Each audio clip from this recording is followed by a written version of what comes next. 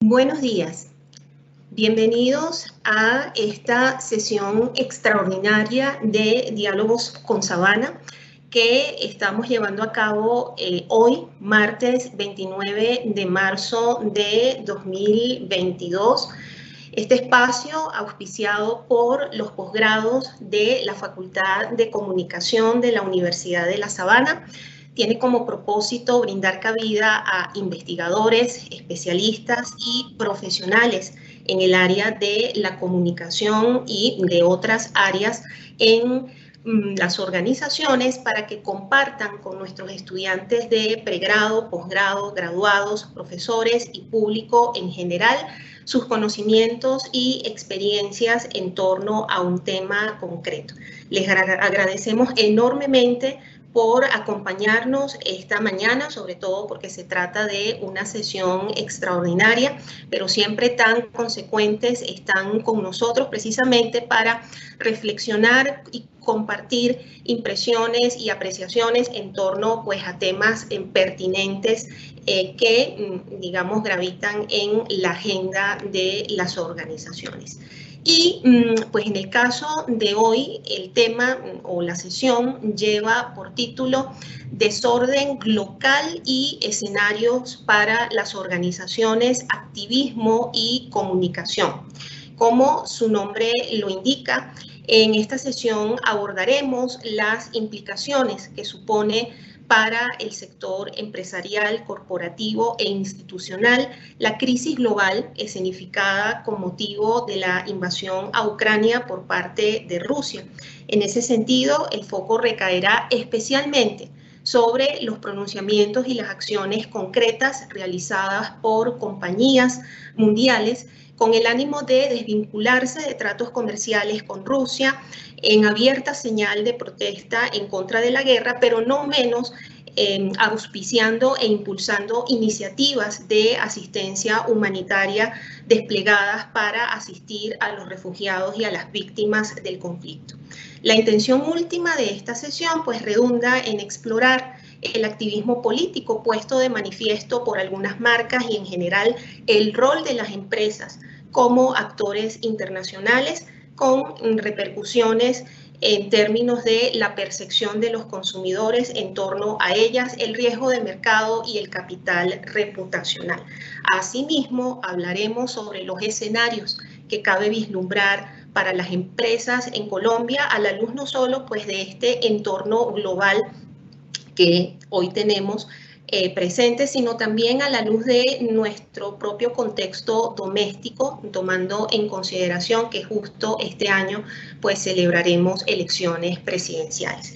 Y precisamente pues para hablar sobre este tema hemos convocado a un panel de expertos al que pues no me cansaré de manifestarle mi gratitud inmensa a cada uno de los participantes, a cada uno de los invitados especiales por aceptar la invitación a acompañarnos en esta mañana y a compartir pues con nosotros una serie pues de reflexiones con relación pues a este contexto digamos tan complejo como el que nos está tocando vivir, considerando también pues que estamos en plena pandemia y esta se prolonga pues todavía sin que tengamos una fecha o por lo menos una expectativa de cuándo culminará.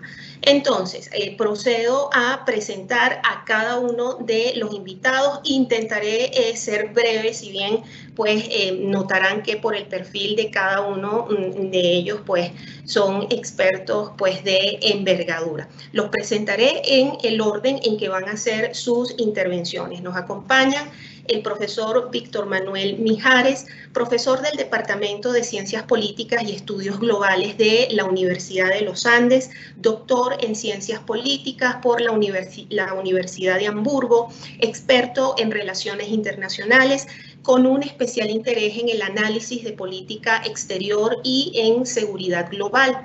Desde agosto de 2020 coordina la maestría en estudios internacionales en la Escuela de Posgrados de la Facultad de Ciencias Sociales de la Universidad de los Andes. Ha sido profesor e investigador en la Pontificia Universidad Javeriana, en el Instituto Alemán de Estudios Globales y Regionales en la Universidad de Hamburgo. Es autor de una veintena de capítulos de libros editados y de artículos en prestigiosas revistas académicas. Además de su trayectoria como investigador y docente, también ha sido consultor para empresas privadas, partidos políticos y varios ministerios de asuntos exteriores.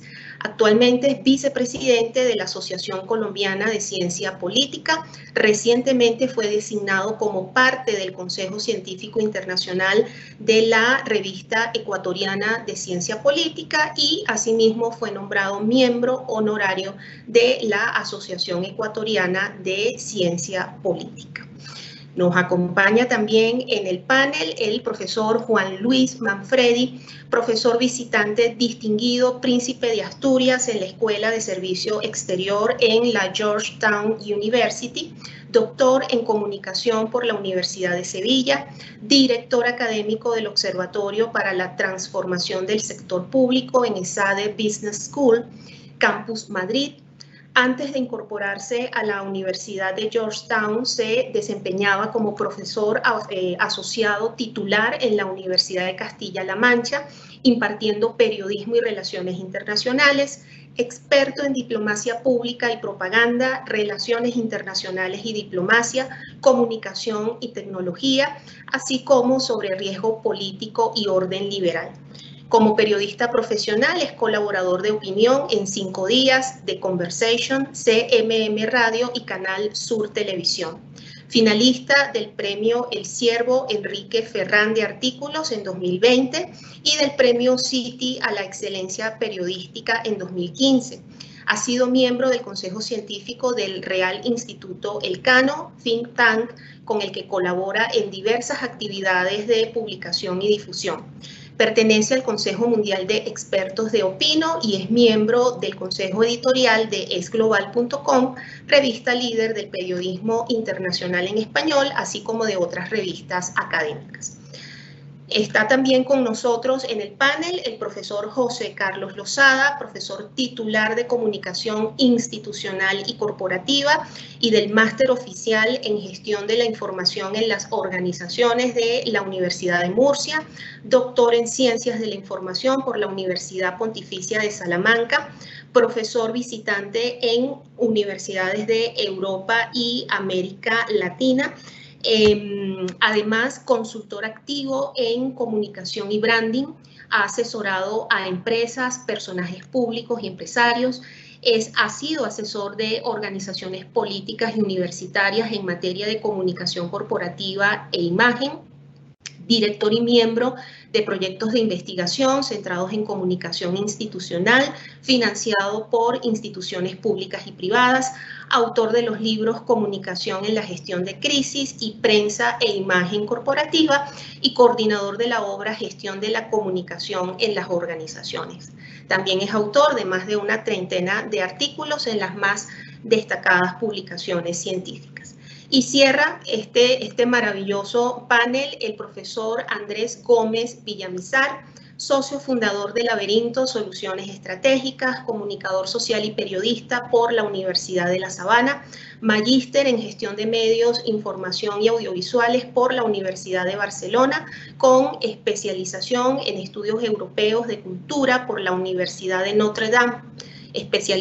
Cuenta con una especialización en marketing político y opinión pública por la Pontificia Universidad Javeriana, una especialización del programa de alta dirección empresarial de la Escuela de Negocios INALDE. Tiene más de 2 décadas de experiencia en periodismo y consultoría de comunicaciones estratégicas, prestando servicios a organizaciones privadas, públicas y sociales en una amplia variedad de sectores como tecnología, salud, financiero, educación y consumo masivo en toda América Latina. Es además profesor universitario, conferencista y mentor. A cada uno de ustedes reitero mis agradecimientos, al público, mi gratitud también por acompañarnos Ciertamente haremos un viaje desde lo macro hasta llegar a Colombia y pondremos en perspectiva este contexto tan complejo que estamos viviendo al día de hoy. Sin más, dejo en el uso de la palabra al profesor Víctor Mijares, recordándole al público que puede ir haciendo, pues ir formulando sus preguntas y compartiéndolas a través del chat. Al final de la intervención del profesor Gómez, daremos paso al espacio para preguntas y respuestas. Adelante, profesor Mijares. Muchísimas gracias, Agrivalkia, por esta invitación y, por supuesto, por la generosa presentación que acabas de hacer. Agradezco igualmente a la Universidad de La Sabana y, por supuesto, estoy honrado de estar en este panel con tan prestigiosos colegas en distintas áreas. Creo que hay algunas áreas complementarias, otras un poquito más distanciadas, pero creo que hay un eje transversal en todo esto que tiene que ver precisamente con el riesgo político. Entonces, para mí un honor y un placer estar acá compartiendo con ustedes algunos minutos y algunos comentarios. Pues nada, lo que nos convoca hoy tiene que ver desde luego con una situación muy coyuntural, la situación de la invasión a Ucrania por parte de Rusia y los efectos que eso podría tener sobre el orden mundial y naturalmente sobre los negocios a lo largo y ancho del mundo. Hay una cosa con la que me gustaría comenzar y tiene que ver con ese título que se le puso al evento, hablando acerca de desorden, y es algo que yo generalmente, digamos, lo discuto mucho con mis estudiantes, ¿no? Es decir, hay una tendencia, y eso lo he visto en distintos lugares del mundo, una tendencia a tratar de desorden a una situación coyuntural del sistema internacional en la cual no tenemos suficiente información. Cuando no tenemos suficiente información, cuando estamos, generalmente lo estamos así, cuando estamos muy sometidos a la incertidumbre, entonces decimos que esto ya no es un orden internacional, sino un desorden internacional. Y eso a veces parece una metáfora digna de la habitación de un adolescente, ¿no? En donde el adolescente generalmente responde que él entiende su propio orden. Y de algún modo hay algo de eso, ¿no? Yo quisiera luchar un poco contra esa tendencia a encasillar el llamado orden internacional en una dicotomía orden-desorden, porque no podríamos hablar exactamente del orden internacional como sería el orden de la habitación de un adolescente o como sería el orden en la organización de una empresa o de una universidad. Es decir, el orden internacional no es un orden que viene necesariamente establecido de forma clara, vertical, ascendente, como podría suceder en la mayor parte de las actividades humanas que están claramente sometidas a un criterio de jerarquía. En el sistema internacional, esas jerarquías existen, por supuesto. Sería digamos, sería mentira de mi parte decir que no existen esas jerarquías, pero esas jerarquías no son estables, esas jerarquías son fluidas, esas jerarquías se transforman. Razón por la cual yo preferiría mantener la noción de orden sin que eso necesariamente suponga que el orden responde a un plan maestro superior que define quién hace qué, cuándo y dónde, sino más bien entender el orden como el resultado de la interacción de poder, el resultado de cosas a partir de una interacción de poder entre unidades soberanas y no soberanas de distinta magnitud, de distinto poder y con distintos intereses. Entonces, esta visión mucho más realista y menos normativa del orden nos ayuda a entender que efectivamente nunca hay, no cabe el término desorden, sino que estaríamos hablando siempre del orden internacional, insisto, como el estado de cosas, ¿no? El estado de cosas resultantes a partir de la interacción de poder. Habiendo hecho esa aclaración, me gustaría hablar un poquito sobre el contexto, ¿no? El contexto geopolítico y tratar de, en la medida de lo posible, hablar de la definición de geopolítica y geoestrategia, porque últimamente se ha abusado, creo yo, de esos términos y ese abuso de términos nos ha llevado a creer que efectivamente cualquier cosa que pase es geopolítica, cualquier cosa que pase en el plano de la política internacional es geopolítica, ¿no? Y sin duda, hoy en día ha quedado en evidencia que la geopolítica como subdisciplina dentro del campo de la ciencia política, vinculado naturalmente con el campo de la historia y la geografía, y con un impacto tremendo en la disciplina de las relaciones internacionales, si bien la geopolítica ha demostrado en los últimos, sobre todo los últimos meses, ¿no? Pero también con la pandemia, quedó eso un poco en evidencia, ha demostrado que es un campo de investigación y de análisis que merece toda la atención. Es también cierto que se ha abusado del término. Entonces, cuando yo hable acerca de geopolítica, vamos a entender la geopolítica, ¿verdad? Como esa interacción entre el espacio y el poder.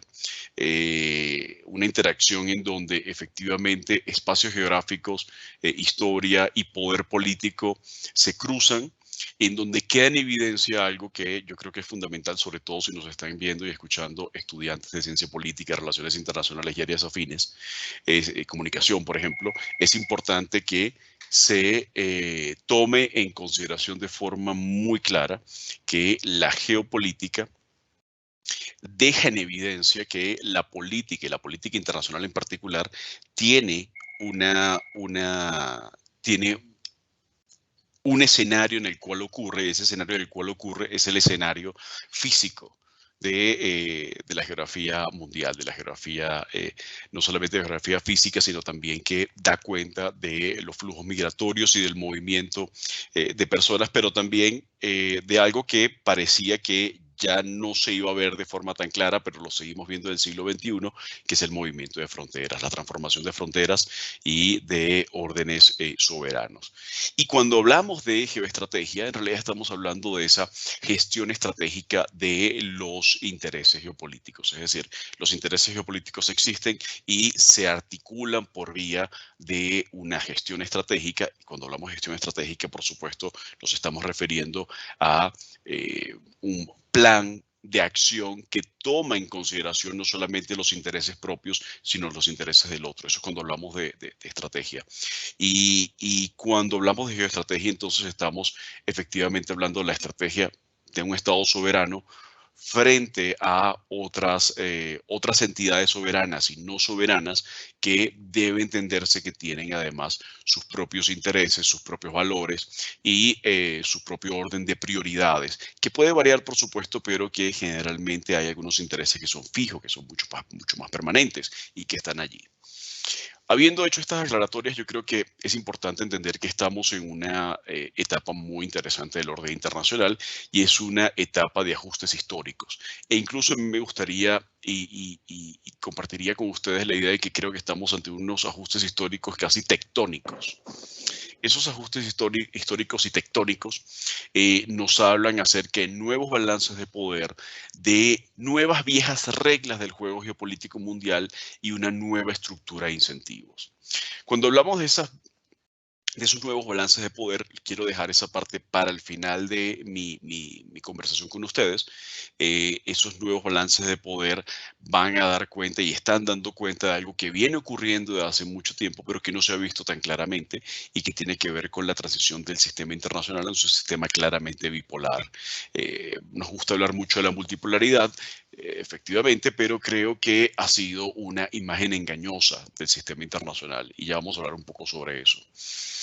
Eso con respecto a los nuevos balances de poder. Y a las nuevas viejas reglas, como las llamo, las nuevas viejas reglas, tienen que ver sobre todo con una vieja nueva regla o con una vieja regla que está teniendo una renovada tendencia, renovada tendencia a ser, a revitalizarse y que tiene que ver fundamentalmente con las esferas o áreas de influencia. Las esferas o áreas de influencia son un concepto bastante viejo en relaciones internacionales, son conceptos claramente geopolíticos, en donde efectivamente se hacen presentes los intereses dentro de espacios geográficos muy particulares, en donde se asume que hay un poco en esa misma línea gilpiniana de la teoría de la estabilidad hegemónica, hay un orden o un suborden político en alguna región del mundo que está dominado naturalmente por alguna potencia hegemónica regional. Eso había pasado un poco en desuso, sobre todo con el final de la Guerra Fría, con el triunfo del orden liberal mundial, bajo la idea de que eso ya no hacía parte de las grandes geoestrategias en el mundo.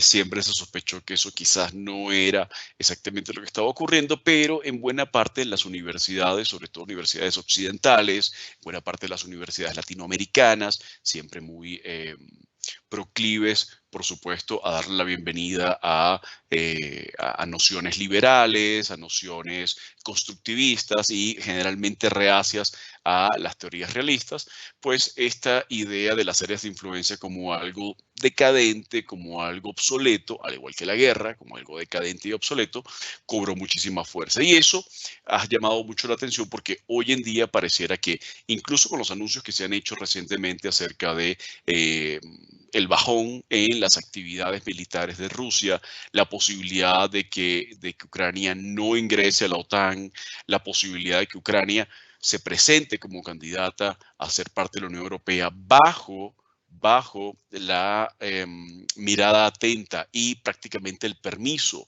por parte de Rusia, da cuenta de que efectivamente hay un espacio y un área de influencia, una esfera de influencia que una potencia regional como Rusia está tratando de construir y dejar muy en claro. Esa esfera de influencia también quedó en evidencia cuando se hizo clara la intención de la OTAN de observar el conflicto, de intervenir de forma indirecta en el conflicto, pero jamás de forma directa. Se hizo clara cuando entre dos bloques, sobre todo el de una potencia nuclear como Rusia y una alianza militar también con poderío nuclear como la OTAN, decidieron que aceptaban y respetaban una frontera a partir de la cual ninguno de los dos iba a cruzar, pero que dentro de cada una de las áreas de influencia, cada bando tenía entonces la posibilidad de actuar con más o menos cierta libertad. Entonces, esto es muy interesante porque naturalmente debe ponernos a reflexionar con respecto a qué va a pasar en otras partes del mundo, qué va a pasar, por ejemplo, con Taiwán, tomando en consideración que hay un clarísimo interés por parte de la República Popular China en incorporar a Taiwán de forma plena bajo su soberanía.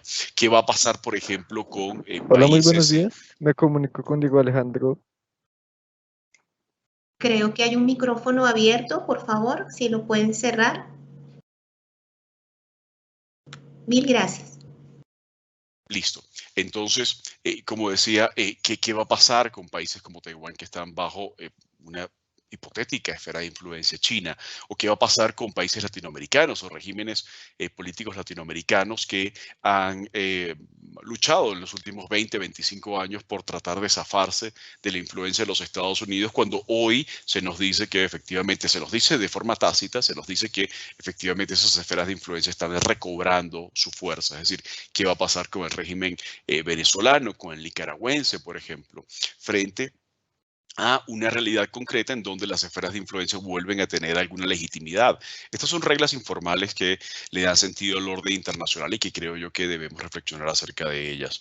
Pero además, creo que hay una nueva estructura de incentivos. La nueva estructura de incentivos del orden internacional tiene que ver fundamentalmente con dos incentivos muy claros que son problemáticos, pero que están allí y tenemos que pensar sobre ellos. El primero tiene que ver con alianzas militares, el lugar de las alianzas militares para la seguridad nacional. Y las alianzas militares, al estilo de la OTAN, por ejemplo, han venido a cobrar una renovada fuerza en no solamente el imaginario, sino en las prácticas políticas internacionales. Muy especialmente a la luz de lo que ha ocurrido con esas fronteras de las áreas de influencia y en donde las áreas de influencia parecieran estar construidas sobre la base de capacidades militares.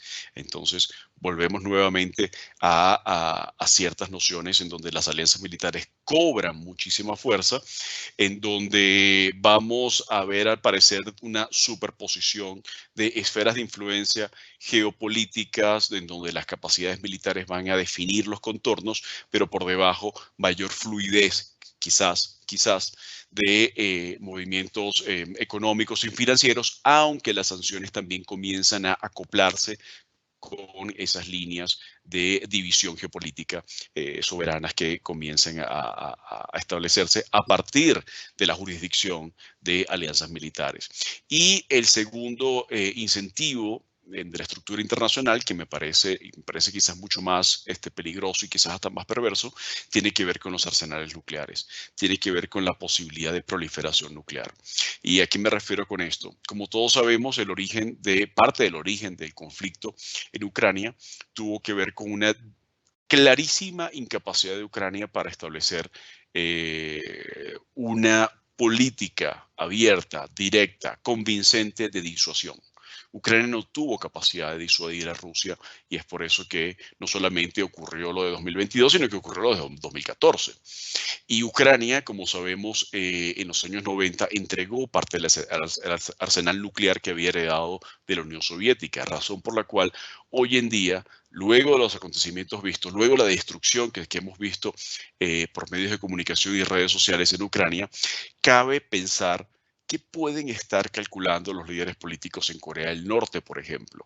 ¿Qué pueden estar calculando los líderes políticos en India, en Pakistán? ¿O qué pueden estar calculando los líderes políticos en Irán, a la cual se le ha acusado, digamos, los cuales se les ha acusado de llevar adelante muy posiblemente un plan de crear un arsenal nuclear? Entonces, esto creo yo que genera un incentivo perverso, por supuesto, porque da a entender que la soberanía y la seguridad nacional solamente estarían seguras bajo la sombrilla de una poderosa alianza militar o bajo las capacidades propias desarrolladas o adquiridas del armamento nuclear.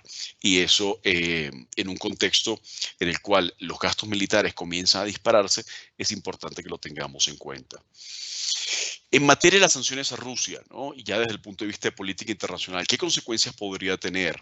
Pues la primera consecuencia tiene que ver con la restricción energética mundial y por supuesto lo que se ha visto en materia de revisión de toda esa muy ambiciosa y, si me permiten, a veces un poquito inmadura campaña de la transición energética. Una transición energética que fue pensada mucho más con el deseo que con la razón, mucho más pensada con el activismo que con el cálculo efectivamente económico y que hoy en día, ante los acontecimientos, termina siendo duramente golpeada ante la restricción energética mundial que genera precisamente Rusia y que está teniendo algunas consecuencias interesantes, como por ejemplo la búsqueda de nuevos mercados o de viejos mercados que estaban sancionados. Es decir, las sanciones a Rusia podrían aliviar sanciones, por ejemplo, a regímenes como el de Irán o el de Venezuela.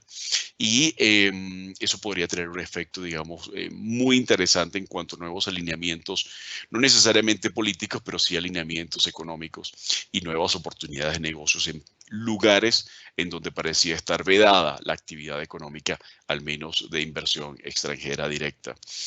Esto además va a tener, como ya lo estamos viendo, un impacto en la inflación global. Es decir, esta restricción energética va a tener un impacto importante en el precio de alimentos, de insumos y, por supuesto, de los carburantes y de todos los recursos que permiten el funcionamiento del comercio mundial. Entonces vamos a tener una inflación global muy importante, ya la estamos viviendo, en donde naturalmente los más afectados van a ser los más pobres, es decir, los países en el sur global y dentro del sur global precisamente aquella parte de la sociedad que es mucho más vulnerable, con lo cual es muy probable que esto traiga como consecuencia un reforzamiento de liderazgos mesiánicos, demagogos, de nuevas formas de populismo y de inestabilidad política, insisto, sobre todo en el sur global, pero también en algunos países desarrollados.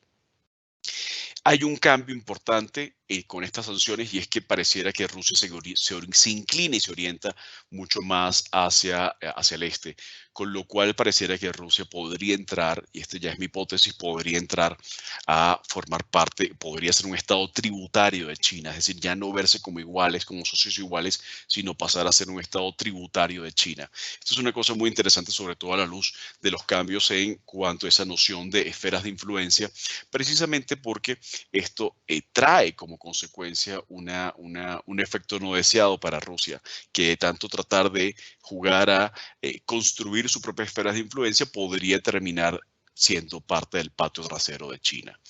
Pero Rusia podría negociar y podría tratar de mantener su estatus a través de una estrategia comercial de tecnología militar, en donde creo yo que el gran ganador va a ser China. China va a gozar de esa transferencia tecnológico-militar por parte de Rusia, a cambio obviamente de mantenerle un camino abierto hacia la economía mundial. Y esto obviamente dependerá de la duración de las sanciones, estamos aquí especulando, pero dependerá de la duración de las sanciones, y es por eso que el secretario de Estado Blinken, creo yo, ha dicho que las sanciones deben ser temporales, no deben ser permanentes, porque creo yo que intuyen que esto podría reforzar al gran rival geopolítico, el gran rival histórico, que es precisamente China. Pero por otro lado, del lado occidental, vemos también un reforzamiento de la Alianza Atlántica.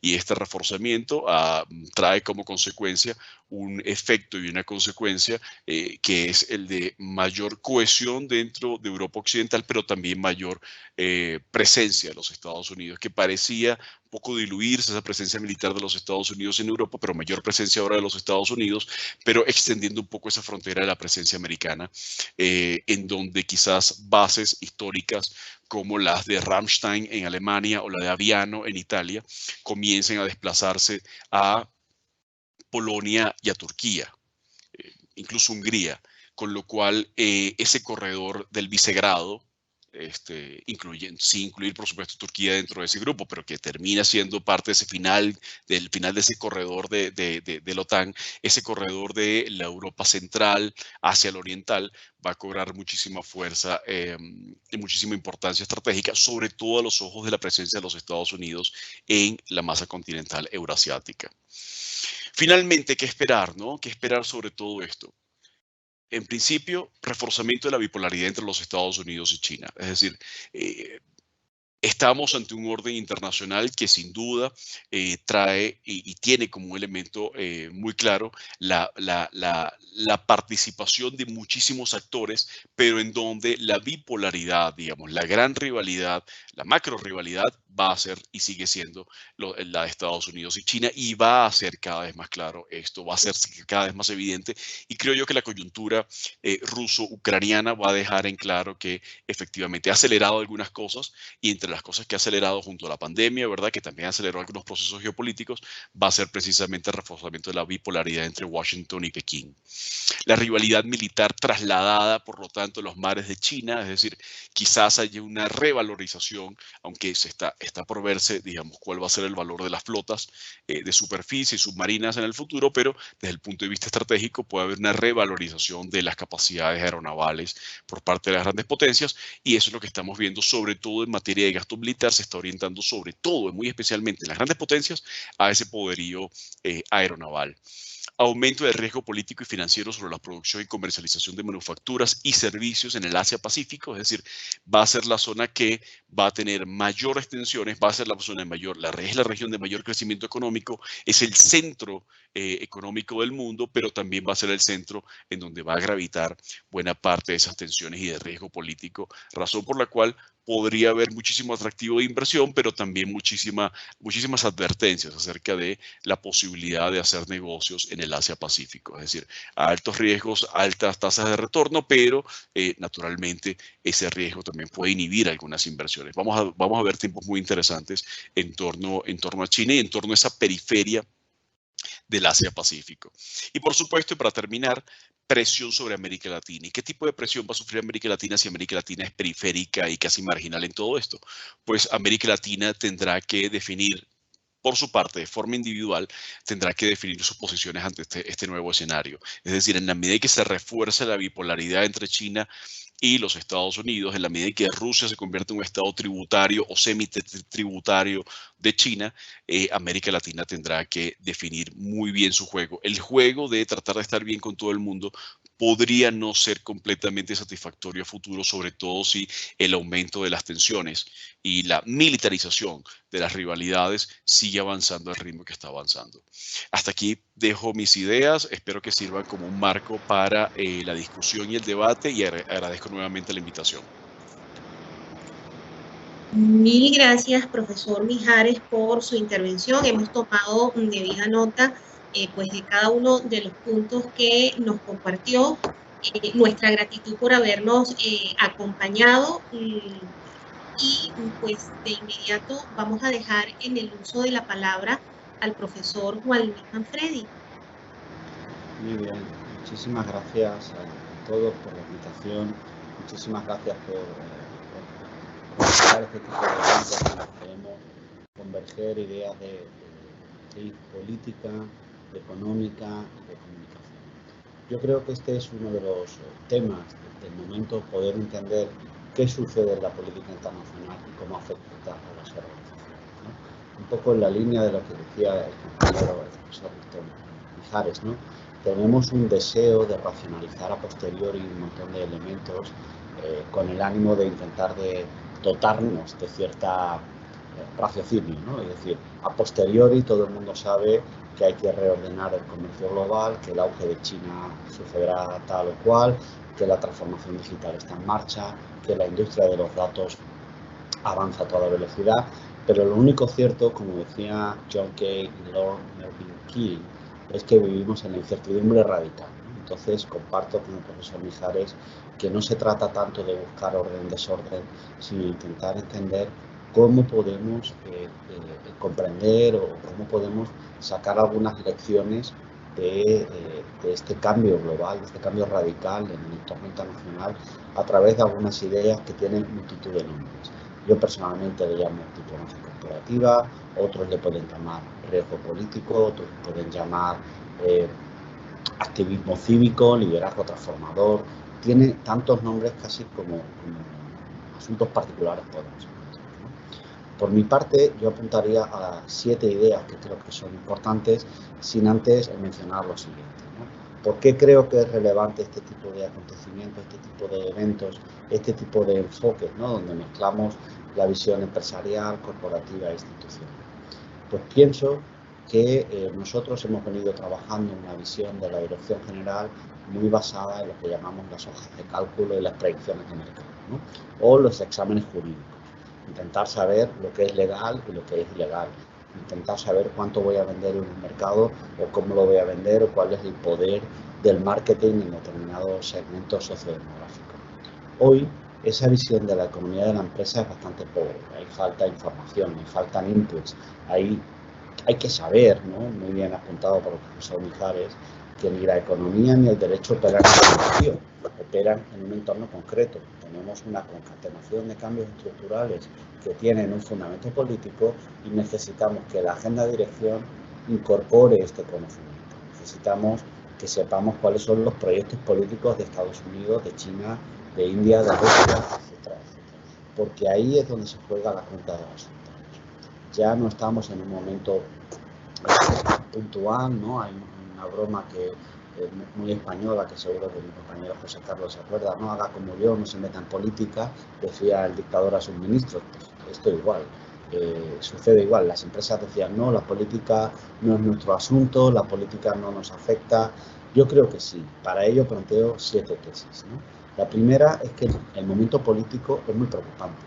Es muy preocupante porque la calidad de los gobiernos, la calidad de las políticas públicas, el estado de la democracia, el oportunismo, los populismos, todo esto están afectando a la forma de desarrollar las democracias. Ahí encontramos problemas muy claros de representación, de desigualdad, de polarización, de élites mesiánicas, y todo esto afecta a la estabilidad social. Si no tenemos empresas que se ocupan de mejorar la estabilidad social, de pagar buenos salarios, de recuperar la confianza, de apostar por la calidad de la democracia, vamos a tener más problemas y no menos, ¿no? El segundo gran elemento es esa transformación general de la globalización, que ha dejado de ser un asunto de finales de los 90 para convertirse en otra cosa más basada en el intercambio de datos, de culturas digitales, de contenido digital. Se ha reestructurado el propio sistema global, ¿no? Con estas ideas de reshoring o la preocupación por las cadenas globales de suministro, ¿no? De repente hemos descubierto pues que si tenemos todas nuestras fábricas en China, pues cuando hay un problema relacionado con la pandemia o con las cadenas de suministro, pues los productos no llegan a vender. Desde el punto de vista de la empresa, el tercer elemento es que hemos descubierto que la empresa es agente de cambio, que la empresa privada, la iniciativa, puede cambiar cosas. Y esto es muy interesante. Es muy interesante para los que trabajamos en el ámbito de la comunicación institucional y corporativa, porque es una palanca para cambiar la tradicional mala prensa que ha tenido el empresariado, intentar hacerles partícipes de esta mejora del sistema de calidad de vida, hacerles partícipes de los cambios específicos, y ahí hay varios paraguas. Es verdad que habrá que ver si esos paraguas tienen sentido tras la guerra. Estoy pensando en la Agenda 2030, estoy pensando en los fondos europeos Next Generation, estoy pensando en las transiciones ecológicas promovidas por la Unión Europea, estoy pensando en Build Back Better, ¿no?, la iniciativa social y de infraestructuras de la presidencia Biden. Habrá que ver eso dónde queda, ¿no? Pero hay esa oportunidad.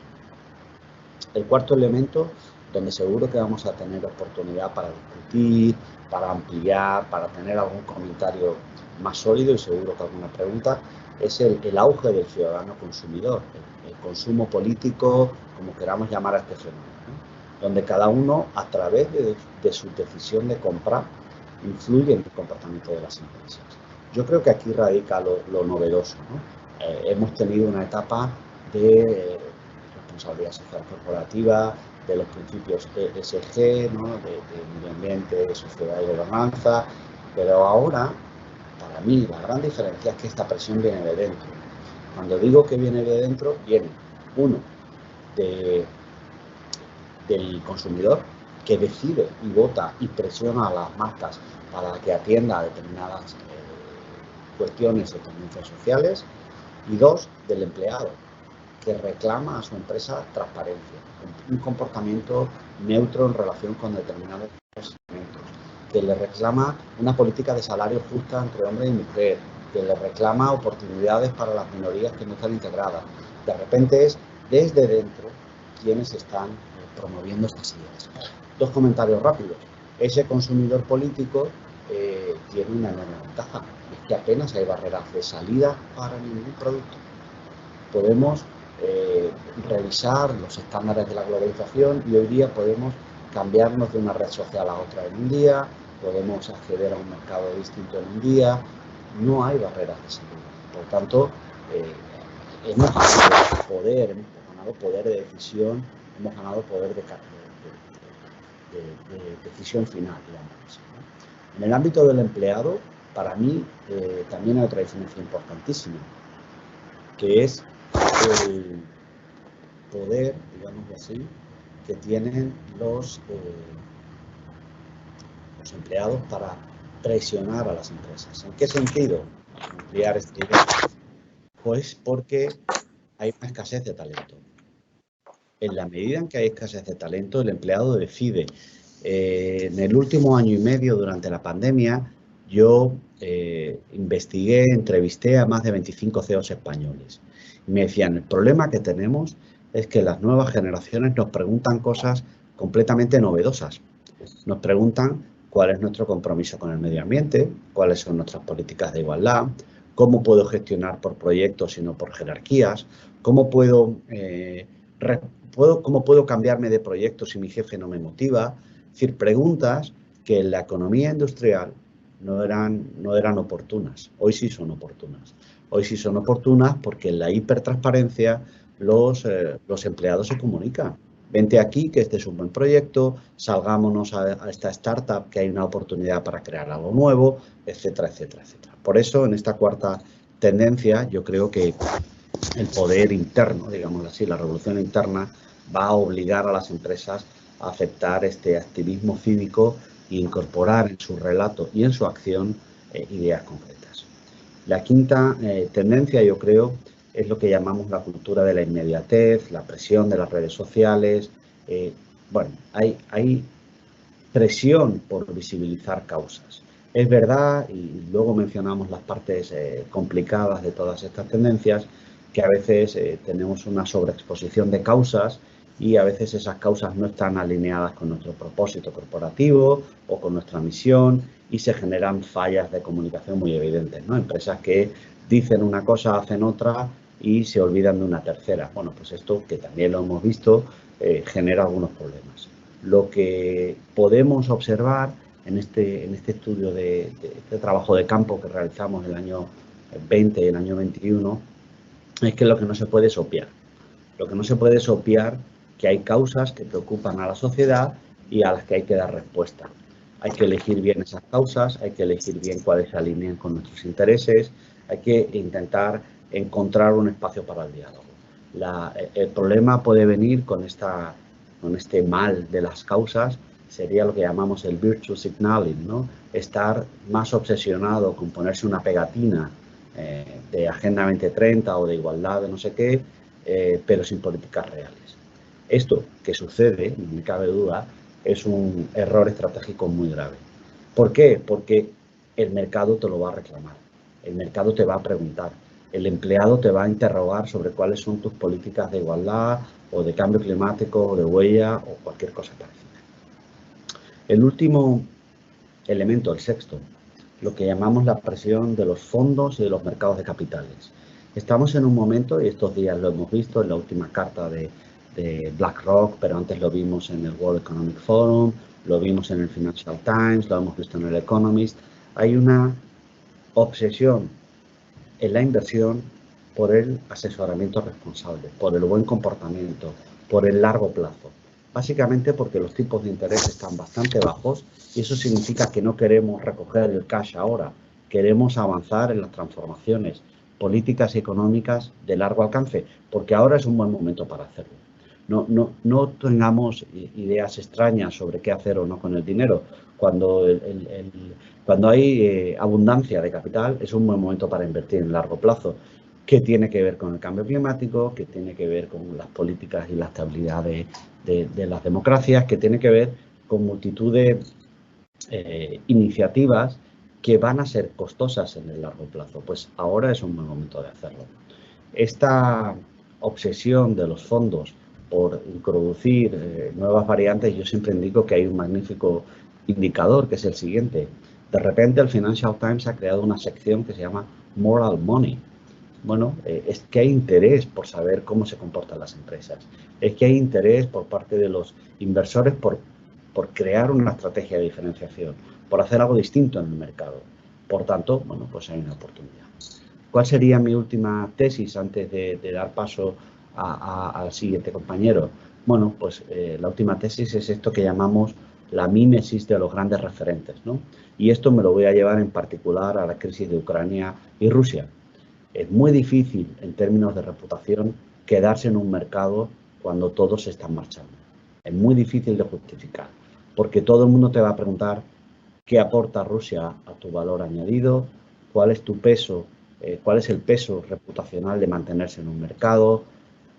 Bueno, pues en el momento en que se va uno, se genera un efecto tsunami o estampida en el que todo se marcha, ¿no? No hay un cambio progresivo y radical, sino que hay una enorme presión para marcharse, ¿no? Yo he seguido con mucho interés la marcha de las compañías, he leído los statements iniciales y todas han ido abandonando ese statement por la presión social, que puede venir otra vez del empleado y del consumidor político.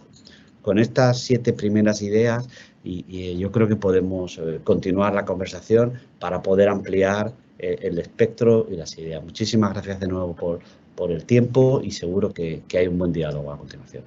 Gracias.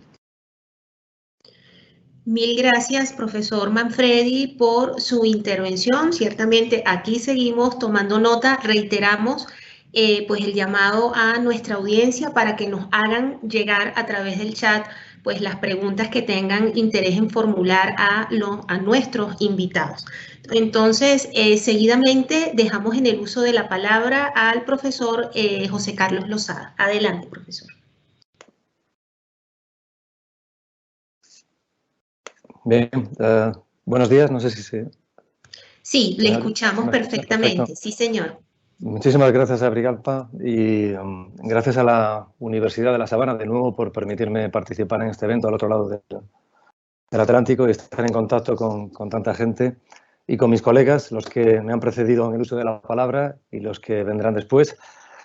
Mi reflexión va a ser algo más específica que la de mis compañeros. De hecho, voy a aprovechar la última parte de la intervención del profesor Manfredi para hablar precisamente de un lugar y de una situación muy concreta, que es la de Ucrania, y en particular de esto de la contribución, si es que eso existe, de la comunicación a una situación tan particular y tan excepcional, pero nos estamos acostumbrando a que la normalidad sea lo excepcional y lo excepcional sea lo normal, que al final, desde hace al menos 3 años, nos estamos moviendo en un escenario de caos controlable, pero inagotable, inacabado, ¿no? Por lo tanto, en ese escenario que no parece agotarse nunca, en el que pasamos de un terremoto a una crisis económica, nos movemos a una crisis sanitaria, nos movemos a una crisis bélica, parece que esa línea continua en el tiempo que parece que va a acabar en algún momento no lo hace. Por lo tanto, nos tenemos que acostumbrar a una situación de inestabilidad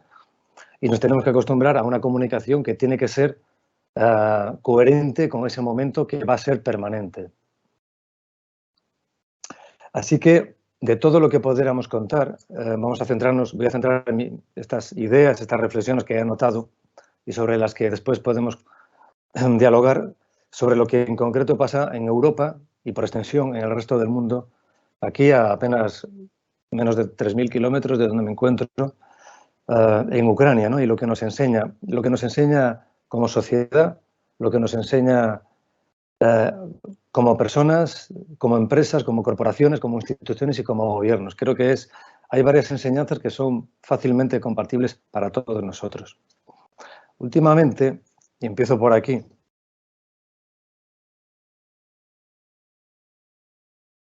Uy, creo que tenemos problemas con la señal. En el caso del profesor José Carlos, ya vamos a atender pues este problemilla técnico que se nos ha presentado.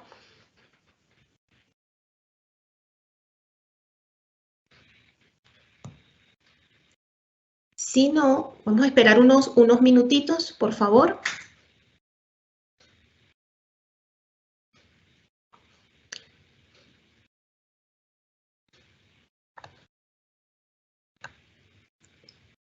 Vale, pues mientras resolvemos aquí con el profe José Carlos, de pronto pues podemos adelantar la intervención del profesor Andrés.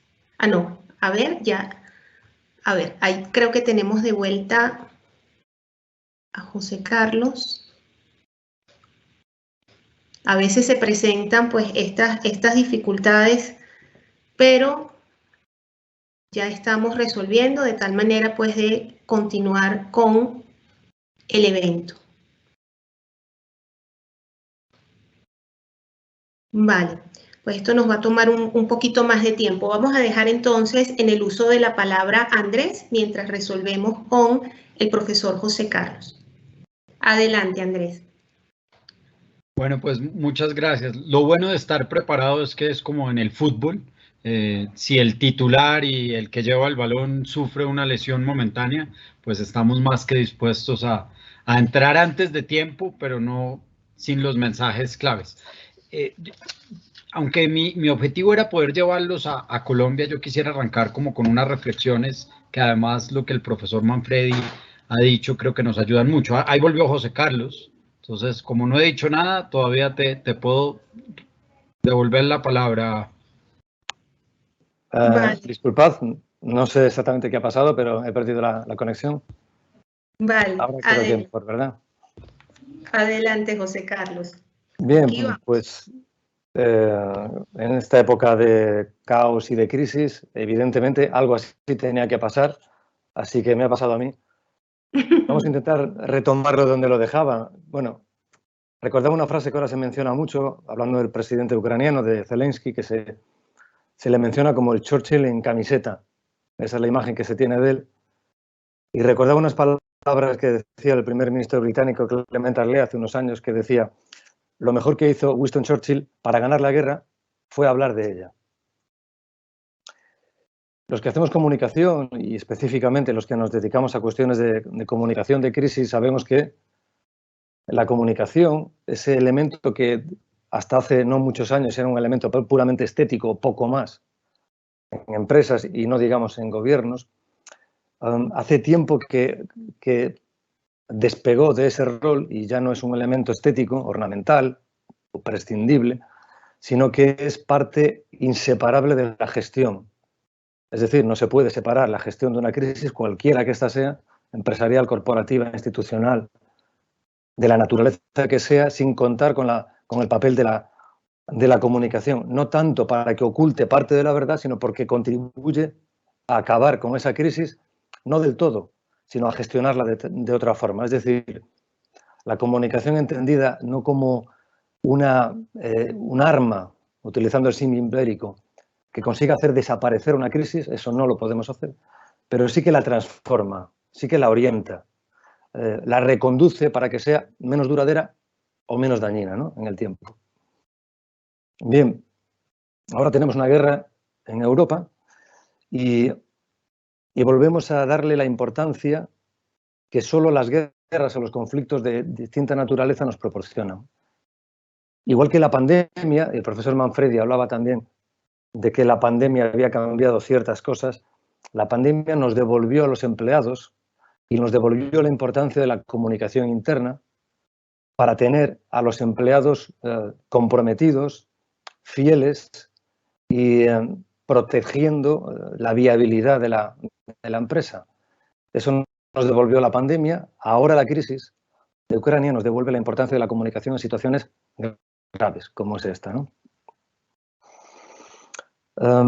Pero también nos devuelve la idea de que lo que antes era un alarde de ciertas empresas, prever cierto tipo de comunicación de crisis o situaciones de gravedad, digamos que la comunicación en situaciones de crisis era un alarde, un lujo que tenían algunas multinacionales para situaciones muy excepcionales, resulta que la comunicación ahora es un asunto bastante cotidiano. Así que no hay ninguna corporación, gobierno o institución que pueda permanecer ajeno a la necesidad de la comunicación de alguna forma. Teniendo en cuenta que esto pudiera ser así, esto fuera la premisa, nos encontramos en Ucrania. Digo Ucrania por localizar geográficamente una crisis que no acaba en absoluto ahí, todo lo contrario. Tenemos dos contendientes.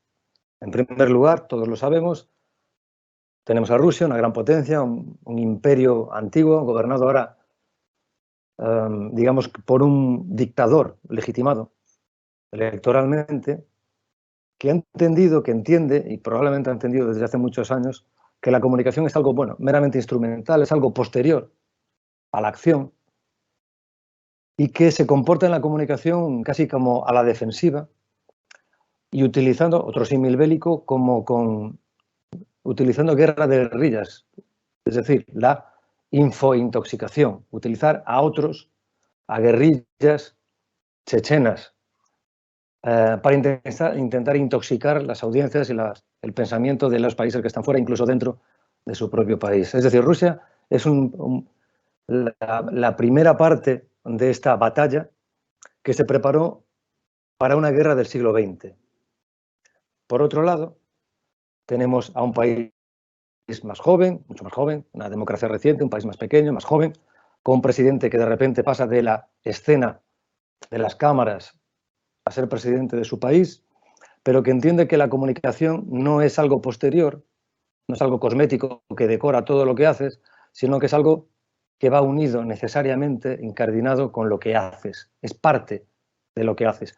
Lo ha aplicado durante sus campañas electorales, lo ha aplicado en parte en su gestión y lo está aplicando directamente ahora con notable éxito. Es una persona o es un gobierno, es un equipo de personas que entienden que la comunicación es una cosa que ya no se puede controlar.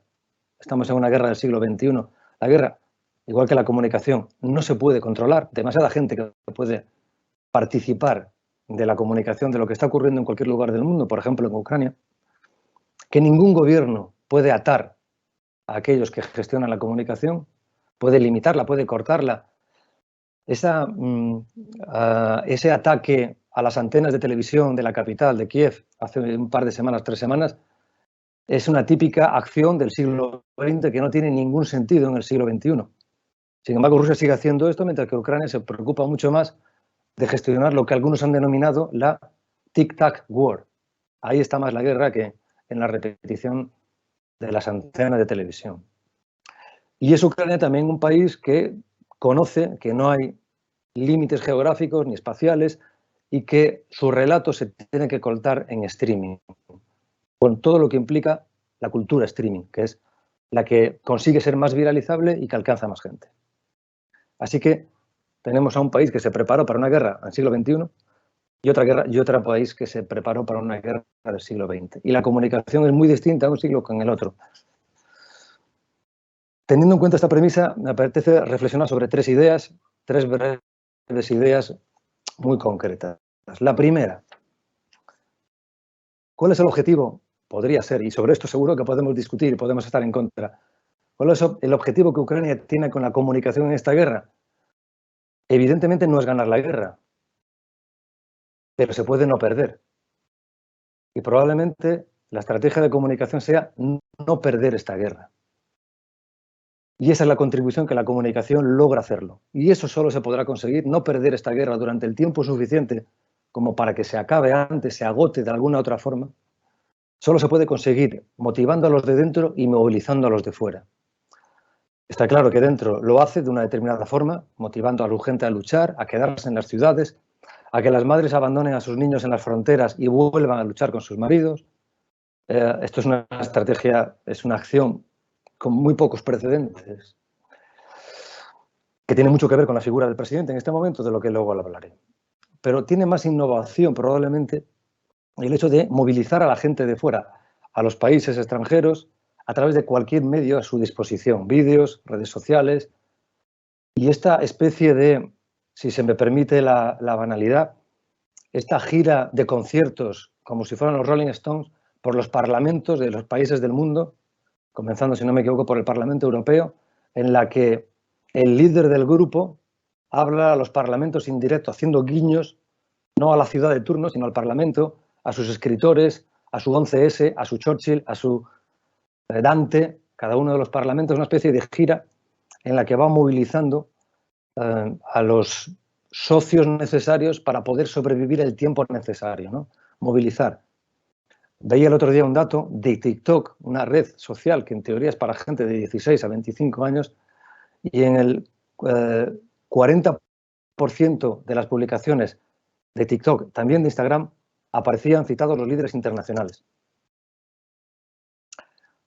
Evidentemente no se puede hacer comunicación movilizando a la gente dentro y a la de fuera sin tener en cuenta lo que está pasando en el terreno de batalla. No se puede hablar de un discurso heroico personalizado en Zelensky sin que haya resistencia y que sin que sea visible. Actos heroicos del propio presidente, de su gente, de sus mujeres, de sus soldados. No se puede hablar de genocidio o apelaciones a la intervención externa si no vemos actos de crueldad con la población, de asesinatos, de masacres, de violaciones. La diferencia es que no solo se puede ver, sino que los mismos protagonistas nos lo están enseñando desde dentro.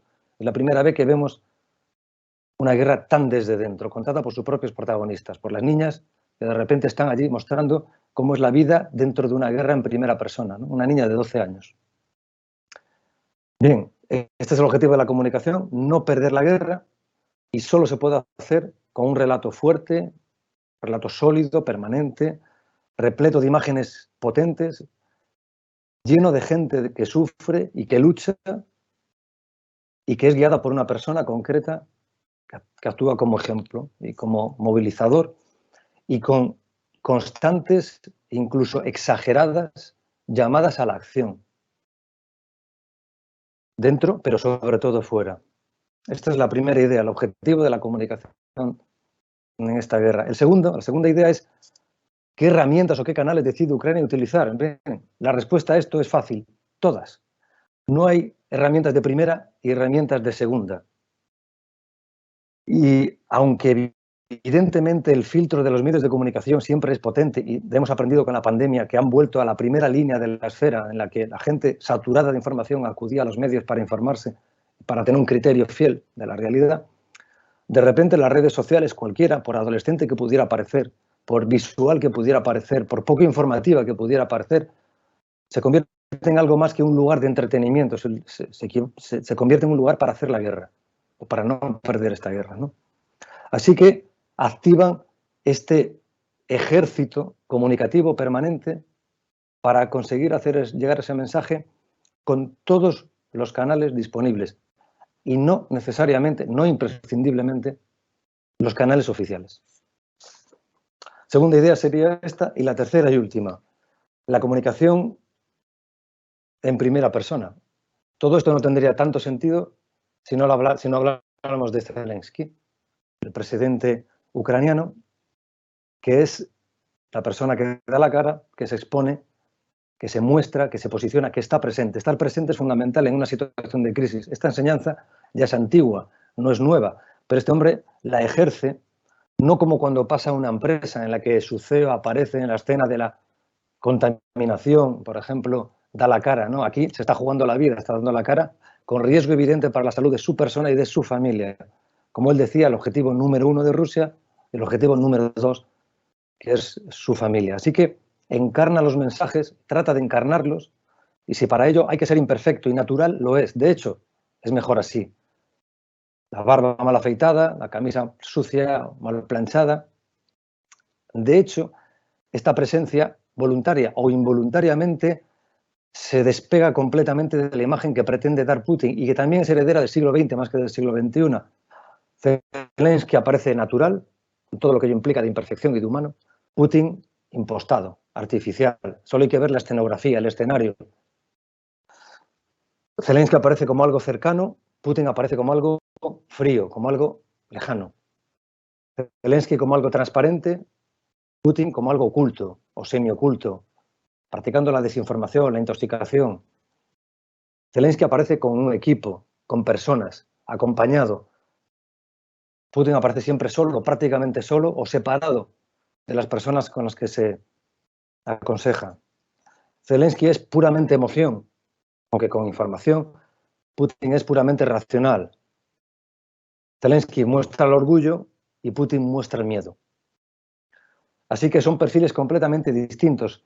Desconozco, entiendo que sí, que se han preparado para un retrato, como un perfil, como hacen las marcas en corporaciones, con un perfil tan concreto como para después poder ser extrapolado de esta forma, pero tanto si es voluntario como es involuntario, es decir, tanto si estaba previsto como se ha ido construyéndose sobre la marcha, ha sido eficaz y ha ayudado a convertir a este personaje en algo parecido a un héroe comunicativamente hablando, ¿no?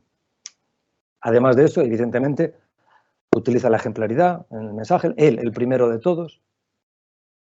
Utiliza mensajes muy simples, muy claros, muy directos, sin artificios, sin retórica, sin barroquismos, sin ninguna naturaleza. Ayúdenos, ahora es Ucrania. Apelaciones permanentes a la gente, incluso muy intensas, incluso agresivas en algunos casos, a las potencias internacionales para que ayuden en distintas cosas. Y tiene una presencia emocional muy cuidada, a veces también exagerada, pero utiliza expresiones que no dejan a nadie indiferente. Recuerdo algunos: que la luz prevalezca sobre la oscuridad, que la vida prevalezca sobre la muerte. Si no ayudas a Ucrania, la guerra llegará a tu puerta mañana. Este es un muro en la Europa central entre la libertad y la esclavitud. Ese tipo de mensajes que están hechos para permanecer, no son literales, simplemente son tratar de movilizar el corazón de las personas para tratar de movilizar a sus gobiernos, ¿no? Como conclusión, 3 ideas muy, muy breves, y voy acabando. La comunicación ayuda mucho a entender el mundo actual. Sirve para este caso, para gobiernos, para empresas, para instituciones, para marcas, para personas. Ayuda a la comunicación a adaptarse a él y a enfrentarlo, también en una guerra. En segundo lugar, esta comunicación de hoy es más incontrolable que nunca. Por suerte, por desgracia, para las marcas, las empresas, es más incontrolable y así debe ser. Y si no lo es, da lo mismo, no hay otra forma. Es más transparente, es más emocional, es más directa y es más auténtica. No sabemos cuántas corporaciones, empresas, personajes están dispuestas a adaptarse a esto. Y en tercer y último lugar, la comunicación determina cómo somos percibidos, como institución, como país, como marca, pero ya no es solo eso. Es que la comunicación determina cómo suceden las cosas. Sirve para una situación de guerra, pero sirve para todos los contextos. La comunicación hace que pasen cosas, que pasen de una determinada forma. Y eso la convierta en el arma probablemente más poderosa que cualquiera de las que estamos facilitando a Ucrania para que gane bélicamente, militarmente, una guerra que también se está ganando, o al menos no se está perdiendo, gracias a la comunicación. Estas son mis ideas y sobre ellas pues podremos hablar después. Mil gracias, profesor Lozada, por su intervención. Aquí, sin duda, pues seguimos tomando atenta nota pues, de los planteamientos que nos están compartiendo cada uno de nuestros invitados y reiteramos el llamado a nuestra audiencia para que por favor nos hagan llegar, ya estamos haciendo pues acopio a través del chat de las preguntas que tengan a bien formular, las cuales pues hacia el final de la sesión estaremos compartiendo con nuestros invitados para generar ese debate. Y ahora sí, le vamos a dar el turno para que entre al campo nuestro invitado que va a cerrar justamente pues, este ciclo de intervenciones, pues trayéndonos ya al mundo más concreto pues, de lo doméstico y los escenarios que cabe vislumbrar para Colombia. Adelante, Andrés. Pues bueno, muchas gracias y nuevamente un saludo a los colegas Mijares, Manfredi y Lozada, pues porque han puesto el territorio de juego de una manera diferente y distinta, cada uno desde su expertise, y yo quisiera aportar desde ahí, y quiero arrancar con una historia. Imagínense ustedes que hay 3 guerras, la Segunda Guerra, la invasión de Estados Unidos a Kuwait y finalmente la que vivimos ahora. La primera, mis padres me contaban que la información llegaba casi una semana después, la gente se reunía en los teatros y se informaba. La de Kuwait fue en teoría la primera guerra que vimos en vivo y en directo, la invasión. Pero esta última, la de Ucrania, es una donde se nos ha pedido que tengamos una posición, que actuemos. Y uno puede ser activo, pasivo o indiferente. Desde una red social podemos creer que estamos siendo activos en el hecho, apoyando, compartiendo una foto y demás. Podemos ser pasivos quedándonos simplemente recibiendo la información pero no compartiéndola, o podemos ser indiferentes. Y quiero arrancar por ahí porque esas 3 imágenes nos llevan a la primera conclusión que quiero dejar. Y es que las marcas y las compañías no pueden ser pasivas en un mundo que requiere ser activo. Y no lo pueden ser porque si son pasivas, sus clientes, sus consumidores, sus stakeholders o audiencias de interés también lo serán. Entonces ese primer mensaje es central. El segundo es que vivimos en un entorno donde hay 3 factores, lo que controlo, lo que no controlo y lo que puedo influir.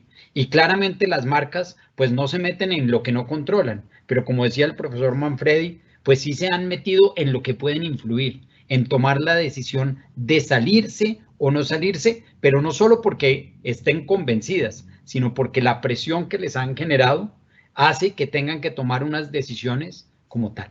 Y la tercera, en lo que puedo influir, implica, y leía hace poco que Levi's se salió de Rusia y era una marca icónica por todo lo que significaba, pero no fue la primera en salirse, fue casi de las últimas, respondiendo a una presión. ¿Pueden persuadir, y sería como la pregunta, las marcas lo que pasa en una guerra? Seguramente antes no, pero ahora sí, porque muchas marcas tienen un Producto Interno Bruto tasado de una manera distinta, mayor que las propias compañías, es decir, sus EBITDAs son enormes y hay países que no. 2, porque las marcas definitivamente tienen unos activistas que son sus clientes, que no quieren tener clientes, sino quieren tener hinchas. Y ese es el segundo concepto que quiero dejar. Las marcas y las compañías no tienen clientes que a veces actúan. Tienen hinchas como los que amamos del fútbol, que aunque nuestro equipo pierda el domingo, volvemos al domingo siguiente con la misma emoción y con el mismo compromiso. Y 3, quisiera traer un concepto de personalidad y carácter. Una cosa es tener personalidad y otra es tener carácter. Y en un entorno como el que vivimos, las marcas y las compañías tienen que tener no solo una personalidad, sino un carácter que se ve en momentos de crisis. Es en ese momento donde uno dice, la personalidad era de una forma, pero el carácter que tuvieron permitió sobrellevar. Y hago toda esta introducción con una gran pregunta. ¿Qué nos puede importar a los colombianos, a los bogotanos, lo que pasa en Ucrania, a millones de kilómetros? Pues yo diría que nos debe importar, y como lo hemos visto hoy, mucho por 3 factores. 1, nosotros vivimos nuestro propio conflicto. Ayer hubo un atentado terrorista donde hay unos niños muertos y donde esa noticia genera una atención para el público interno mucho mayor que los muertos de Ucrania, porque ya no es algo que pasa lejos, sino que pasa cerca de donde vivimos. 2, y también es muy, muy importante, todo lo que pasa en el mundo va a afectar la inflación, como ya lo dijo el profesor Mijares, el precio del dólar, el consumo de petróleo y por lo tanto el precio del barril, y nuestra economía se va a ver afectada. Pero 3, y tal vez muy importante, estamos en un momento de coyuntura, de elecciones y de cambio. Y uno se pregunta, si las condiciones en las que está Colombia cambian, ¿las marcas irán a cambiar? Su relación que tiene una marca que, como pasó en Venezuela, decidió salirse y tener un hub, ya no en Venezuela donde lo tuvo durante años, sino pasarse a Colombia. Si las condiciones de Colombia cambian, cambiaremos también nosotros. Entonces, quiero poner esto sobre la mesa. ¿Por qué? Porque ese conflicto de Ucrania, que nos afecta y que lo entendemos, tiene una guerra detrás, que es la guerra de la información, que es la guerra del territorio, de la agenda setting, de qué queremos ver y qué queremos entender. Y ahí las marcas y las empresas tienen que tener un juego diferente. Ayer me llamaba un cliente, yo además de profesor soy consultor, y me decía, Andrés, es que quiero hacer una charla para mis empleados, tengo cerca de 5.000 empleados, sobre la importancia de que voten en las elecciones.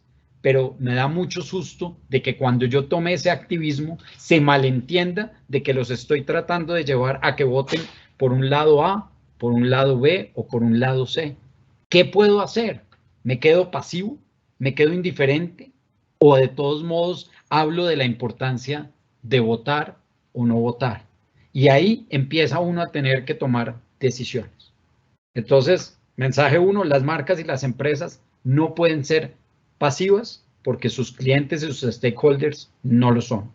2, las marcas tienen que generar acciones y reacciones. Y en esas acciones y reacciones tienen que poder entender que juegan en un entorno donde hay miles de factores que no controlan y por lo tanto no se deben preocupar en ellos. Factores que sí controlan, en los cuales deben actuar, y factores en los que pueden influir o persuadir, en los cuales tienen que tener personalidad y carácter para hacerlo. Y hablando de Colombia, uno diría, bueno, entonces, ¿qué hacemos? ¿Somos pasivos como marcas, como compañías, como organizaciones? ¿Contamos de qué equipo somos hinchas?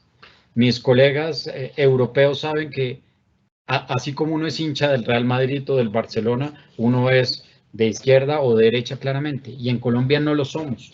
No somos capaces de contar el tema porque hay una polarización que genera que ese activismo nos separe, no nos una. Pero la invitación debería ser que no solo las marcas, sino las personas deberían tener claras las posturas, porque esas posturas son las que van a permitir tomar decisiones. Pero además quisiera añadir, y me meto a un tema que es central, que es la reputación. La reputación, y hace mucho oí una frase que me gustó, decía, marca es el perfume que te echas, reputación es el olor que dejas. Y uno se pondría a pensar, es decir, tenemos unas compañías con una reputación porque tienen una gran marca o porque están dejando un perfume correcto a la hora de trabajar, de hacer, de tomar decisiones. Sin duda, en Colombia necesitamos compañías que no tengan solo una marca fuerte, sino que dejen un olor fuerte en lo que hacen. Compañías que tengan no solo personalidad, sino carácter. Y quisiera traer todo esto porque vamos a tener elecciones en menos de 2 meses. Vamos a tener un país polarizado. Y ese país, sin importar quién gane, vamos a vivir fenómenos que ya se han vivido en Perú, en México y en Argentina. Y me detengo en cada uno de ellos. En Perú, al final hubo una elección no por el candidato que más me gustaba, sino por el candidato contra otro. Es decir, uno no vota pro, sino vota en contra de. Y eso ya plantea un primer tema. Segundo caso, en México. Hace unos años, cuando ganó un presidente, el otro no lo reconoció. Pase lo que pase en Colombia, va a haber un territorio de información que ya se ha puesto, que es el del fraude para cualquiera de los dos lados, y lo vamos a vivir, y eso genera inestabilidad. Y tres, el fenómeno de Argentina, que es tal vez el más preocupante, y es que las personas y las organizaciones empiezan a asustarse sobre situaciones que no pueden controlar y por lo tanto toman decisión de sacar recursos, de frenar inversiones, de cerrar operaciones, simplemente por el hecho de poder controlar lo que van a hacer. Eso generó, en un lado, en Argentina, corralitos y fuga de capitales. Dos, en México, dos gabinetes paralelos al tiempo y por lo tanto una estabilidad. Y tres, Perú, dos rivales políticos donde el que ganó de todos modos nunca logró convencer a los otros y el que votó no votó a favor de, sino en contra de. Entonces vivimos en nuestro propio conflicto y ahí voy cerrando. Ucrania suena muy lejos, pero lo que pasa en Ucrania es como un pequeño episodio de lo que nos pasa en Colombia. Me encantó lo que decía el profesor Lozada, del imaginario que se ha construido en torno a los dos líderes. Y los invito a que piensen en Colombia que exactamente estamos en lo mismo, en creación de imaginarios, porque la guerra de información lleva a la necesidad de construir territorios donde estamos en plebiscitos emocionales, no racionales, donde la decisión que tomaremos de voto la haremos basado en cómo nos estamos sintiendo más que en cómo lo estamos pensando.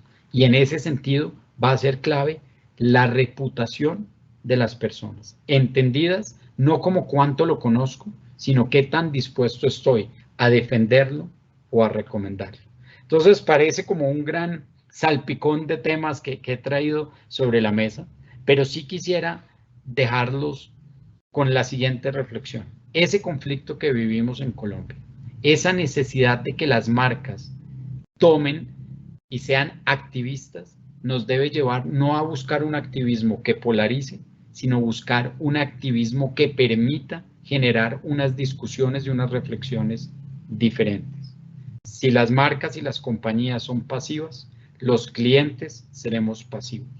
Si las marcas y las compañías no empiezan a demostrar el carácter que tienen más allá de la personalidad, vamos a estar en problemas. Pero tres, si las marcas y las compañías no empiezan a tomar posturas claras sobre los temas, entendiendo que aunque las condiciones cambien, su compromiso con Colombia debe ser de largo plazo, vamos a estar en problemas. Yo no quería extenderme mucho, porque me parece a veces cuando uno juega el minuto 85 después de haber visto jugar a estos tres grandes jugadores, que es mucho mejor abrir a penaltis y irnos más bien al tiempo extra si es del caso y oír las preguntas que tenga el auditorio y conversar. Nuevamente les agradezco y los dejo con esa reflexión. El conflicto que vive Colombia es tan importante como el de Ucrania porque lo llevamos en permanente tiempo y porque vamos a necesitar también ganar la guerra de la información e encontrar un camino para hacerlo. Gracias. Mil gracias, profesor Gómez, por su intervención. Pues sin duda alguna, con la participación de cada uno de los invitados hemos tenido distintas perspectivas con relación al tema, yendo desde lo macro hasta pues aterrizar y emplazarnos acá en la realidad pues de Colombia. Y pues vamos a dar paso ahora justo a este espacio de preguntas y respuestas, de reflexiones, al fin y al cabo, para que puedan intervenir pues nuevamente nuestros invitados y de alguna manera pues darle paso al diálogo, ¿sí?, sobre la base de tan interesantes aristas que han puesto sobre la mesa. Sin duda, el tema de la complejidad pues del contexto en lo macro y en lo micro que vivimos está presente y fue puesto sobre la mesa y se pone de relieve, y por supuesto las implicaciones y los desafíos que eso tiene, digamos, desde la perspectiva de la gestión pues de las organizaciones, viéndolo desde desde pues, el ángulo de marcas, desde empresas y no menos desde los gobiernos, ¿no? O de estas partes en conflicto, como bien lo puntualizó el profesor Lozada. El profesor Gómez pues acaba de poner de relieve el concepto de reputación, está presente el conflicto, está presente el riesgo, y desde la perspectiva de marcas y empresas el concepto pues de reputación de cara a dar un paso adelante, digamos, para no quedarnos en la parálisis y ser pasivos, ¿no? A tenor de, digamos, esa interpelación que desde pues la ciudadanía en general y particularmente pues desde el lado de los consumidores está allí. Yo incorporo, digamos, a la discusión otro concepto que está muy atado a la reputación, y es el tema, el concepto de confianza, ¿no? Quizás nos resulta un poquito, no voy a decir difícil, pero tal vez, digamos, nos puede resultar un poquito extraño a las primeras, ¿no? Esta toma de postura de empresas y de marcas, y quizás, digamos, de cara a la presentación de los argumentos, los pronunciamientos y las acciones concretas, pues que, digamos, lleven a cabo, puede dar, digamos, entre algunos grupos de interés, puede levantar cierto matiz o cierto halo de desconfianza o deslegitimidad, porque viene desde una empresa o desde unas marcas donde hay unos intereses comerciales y económicos en particular. Digamos, en ese, de por sí, el contexto geopolítico y político que ya de por sí es complejo, el contexto económico que ya de por sí es complejo, y si lo llevamos, digamos, a lo micro de nosotros comunicadores que nos toca pues gestionar. Digamos, ¿cuál sería la recomendación o las recomendaciones que podrían aportarnos, tomando en cuenta que hay un riesgo allí en esa toma de postura? ¿Se puede calibrar el riesgo, digamos, cómo gestionar o dar por lo menos unos pasos, unos primeros pasos para gestionar esa realidad interna de empleados que nos interpelan y de consumidores que están afuera, que también nos interpelan? Cabe, digamos, existen herramientas, existen metodologías para que hagamos ese seguimiento del entorno, pero ante unos acontecimientos, digamos, que nos van llevando, ¿no? Y que van cambiando ni siquiera con las horas, sino minuto a minuto, cómo encontrar el momento para, de alguna manera, emplazarse y poder hacer esa labor de gestión. ¿Qué podrían recomendarnos? Y sobre todo, pues desde el lado profesional y no menos desde el lado de la academia, para nosotros, pues que estamos también formando a estos profesionales de la comunicación. ¿Quién quiere intervenir primero? No hay problema. Me indica y les voy dejando en el uso de la palabra. Profesor Manfredi, adelante. Muy bien, muchísimas gracias. Pido intervenir el primero porque me tengo que disculpar, tengo que salir también a mi propia docencia enseguida, pero no quería dejar de completar alguna de las ideas y de felicitar a mis compañeros, ¿no? de los cuales también pues, he tomado aquí mis propias notas para futuras indicaciones, ¿no? Tomando buena nota de la pregunta, yo tengo 3 claves de cómo actuar desde el punto de vista del activismo corporativo. ¿Cuál es la experiencia que yo tengo durante la pandemia? ¿Qué hicieron las empresas durante la pandemia? ¿Y qué lecciones se pueden extraer de lo que estamos viendo en Ucrania, ¿no? ¿Qué cosas se han aprendido? Yo creo que son 3 ideas, ¿no? Lo primero es que hay que identificar una causa y un porqué, ¿no? Es decir, está bien estar o no estar en Ucrania, entrar o salir de Rusia. Muy bien, la pregunta que yo le formulo al CEO es si esto está alineado con su identidad, con sus valores. Si tiene sentido participar o no en esta protesta, seguir o no en este mercado, si tiene alguna conexión directa con su porqué. A menudo el error es intentar estar en todas las causas, en todo el tiempo, al mismo tiempo, y esto es imposible. Este es lo que yo mencionaba como el virtue signaling, ¿no? Quiero estar más comprometido que nadie con el cambio climático, con las políticas de igualdad, con el racismo, con el bla, bla, bla, y hacemos una lista de 40 cosas que al final no se concretan nada. Por eso mi primera pregunta es, ¿cuál es tu causa y cómo te puedes sumar a ella? La segunda clave es contar historias, ¿no? Esto aquí el profesor Losada seguro que luego puede recoger ese guante, ¿no? Contar historias significa no dar un sermón semanal porque hay que darlo, sino contar una historia de algo que importa a ese consumidor político, que importa a ese empleado, que importa al inversor, que importa a nuestro entorno. No se trata de estar todo el día porque toca apareciendo en los medios. No, cuando tengamos una buena historia, una historia humana, eso va a tener éxito. Y tercera y última clave es la idea del propósito. Yo creo que eso sigue sirviendo en el ámbito corporativo. El propósito es lo que nos permite anclar la convicción, nos permite tener, bueno, pues claro cuáles son los proyectos compartidos y eso nos permite conectar con las audiencias. Nos permite, pues estoy pensando en Ucrania, es fácil encontrar un propósito en esa idea de ser pro Unión Europea. Bueno, este es un propósito. Correcto, incorrecto, esto lo discutimos en otro minuto, pero hay un propósito. Por tanto, yo creo que esas es las tres claves que yo mencionaría antes de abandonar esta charla tan grata, ¿no? Primero, identificar un porqué. Segundo, saber contar historias. Y tercero, tener un propósito. Si logramos estos tres objetivos, yo creo que podremos gestionar nuestra reputación y gestionar nuestra confianza en un momento de incertidumbre radical. Muchas gracias.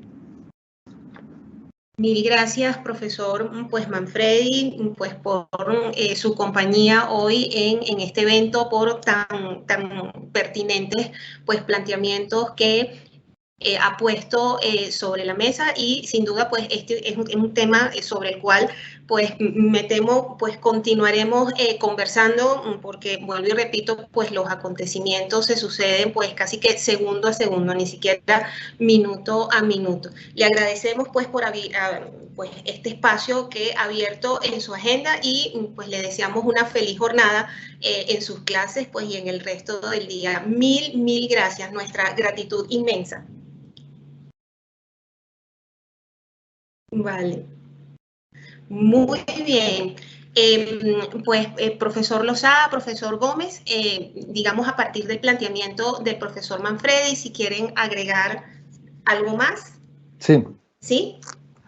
A ver, es complicado mejorar la intervención que ha tenido el profesor Manfredi, así que probablemente esas tres ideas que ha comentado, el identificar el qué, el por qué, contar historias humanas, identificar el propósito que nos mueve como organización, serían más que suficientes.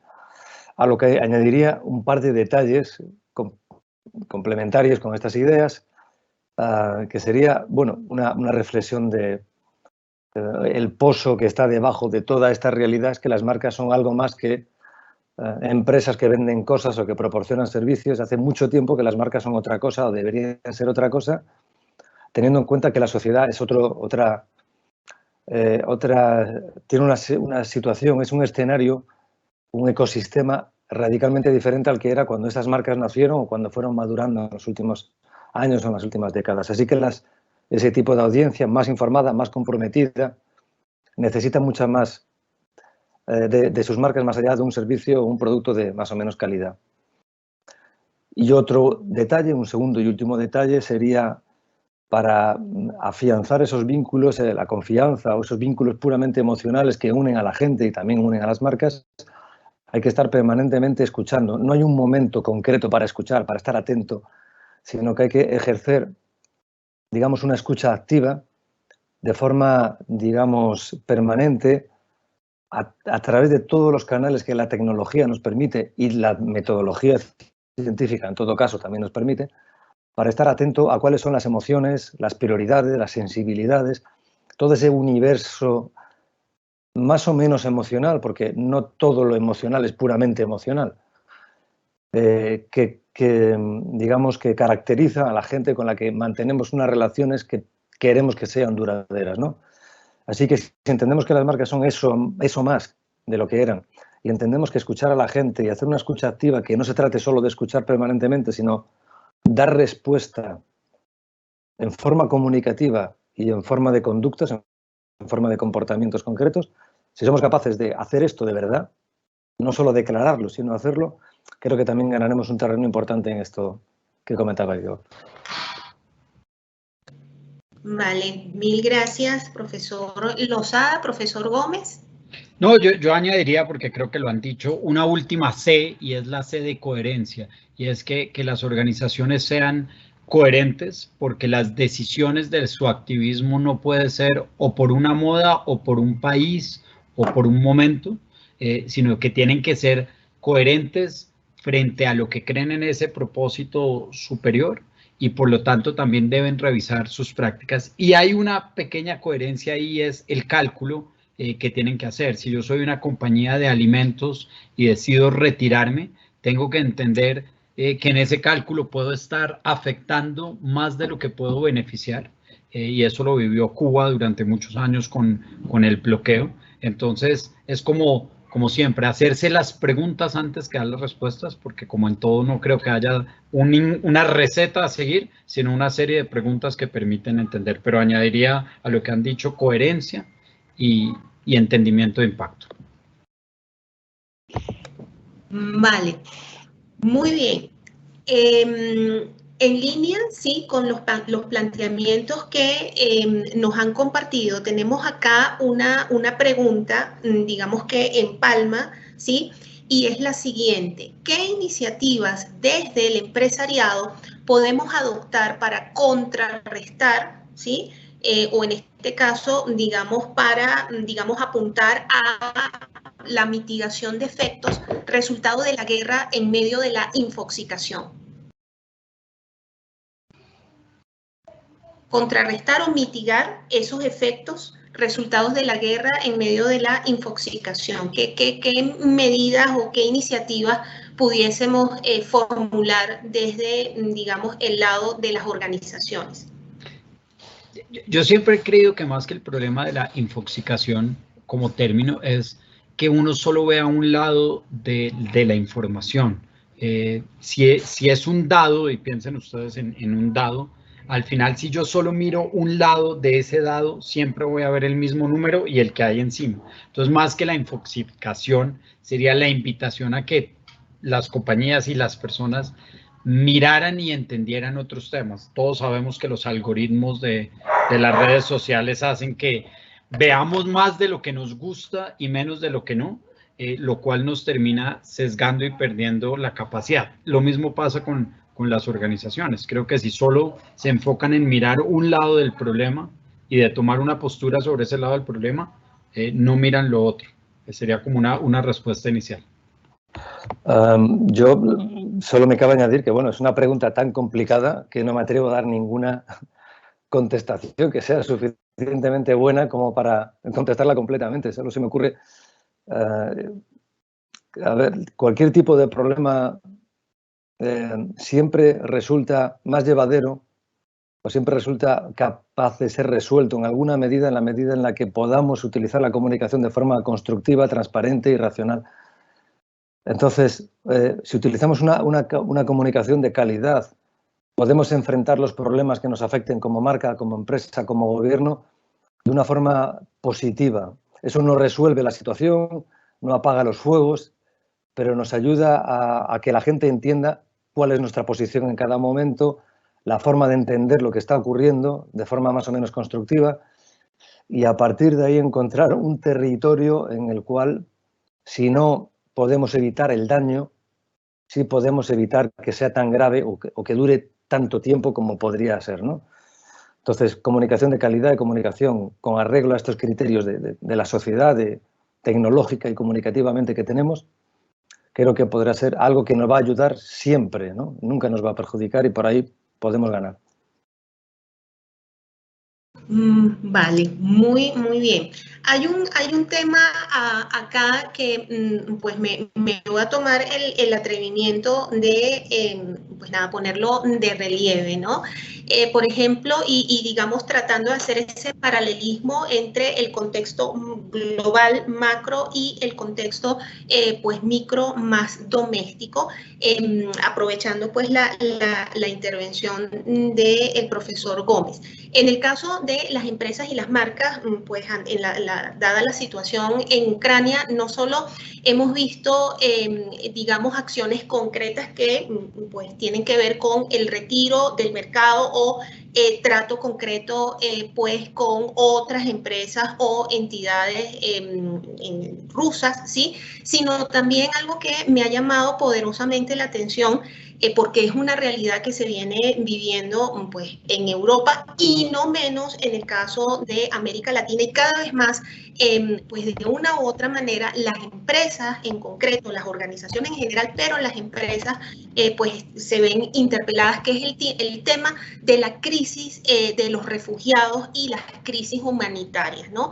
En ese sentido, pues lo estamos viendo en el caso de Ucrania y quizás si lo vemos de este lado, de América Latina con nuestros propios conflictos, de una u otra manera, pues comenzamos a ver iniciativas tímidas, pero que se vienen dando. ¿Qué opinión les merece a ustedes, ligando un poco o haciendo el asocio con ese concepto, ¿no?, de marcas y empresas con propósito, y sobre todo, digamos, emplazando a las empresas e inclusive a las marcas como actores internacionales y como actores nacionales que también tienen algo que decir y sobre todo que tienen algo que hacer, que digamos que de alguna manera, y si lo enmarcamos dentro de lo que es Agenda 2030 y Objetivos de Desarrollo Sostenible, pues apunta a lo que es la corresponsabilidad, no solamente de gobiernos, no solamente de la sociedad civil, sino también de las empresas propiamente dicho, con los retos que eso implica, por supuesto, desde el punto de vista de comunicaciones. Bien, empiezo en este caso yo dando un poco la opinión que tengo sobre, bueno, en este caso las crisis humanitarias, el posicionamiento de empresas y marcas, no tanto instituciones que tienen cierta obligación pública de tener una determinada conducta. Bueno, ha hablado el profesor Gómez y también en algunas de las intervenciones anteriores también algo de la importancia que va a tener en el futuro de estas empresas, no solo la imagen, sino esta reputación, ¿no?, como esa esencia que permanece y que la gente recibe. Bien, evidentemente esto es así, ha sido así desde hace unos cuantos años, pero a veces las empresas pueden llegar a olvidar que esta reputación se basa sobre todo y fundamentalmente en conductas reconocibles por sus públicos, en comportamientos concretos y explícitos que hablen más que sus propios discursos. Y creo que si aquí, evidentemente, tenemos como nexo central, la mayoría de nosotros, la comunicación, y por supuesto defendemos el potencial inmenso que tiene, creo que no deberemos descuidar el potencial que tiene la propia conducta corporativa como eje que marque, que condicione o que favorezca la reputación de las empresas.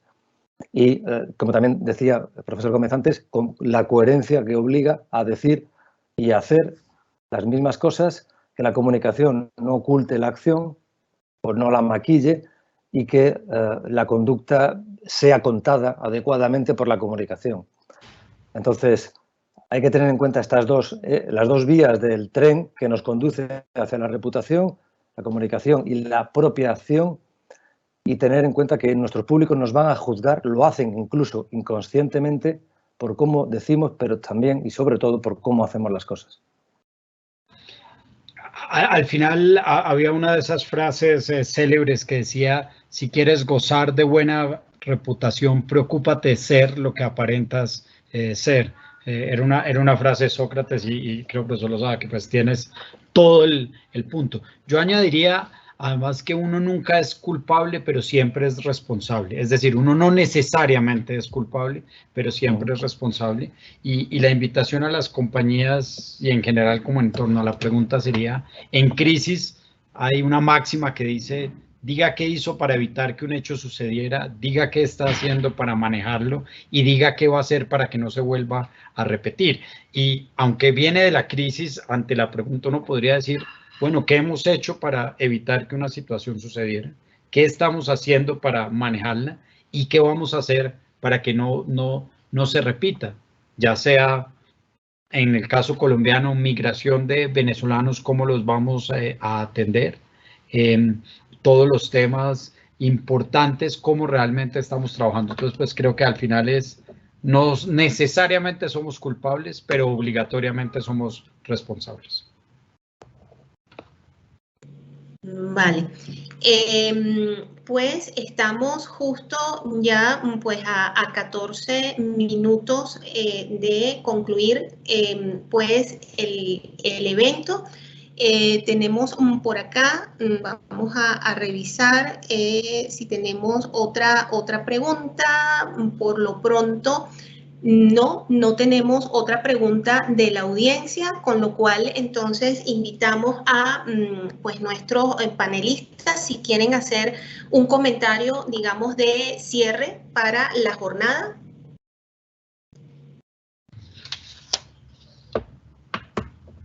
Andrés, si quieres comentar.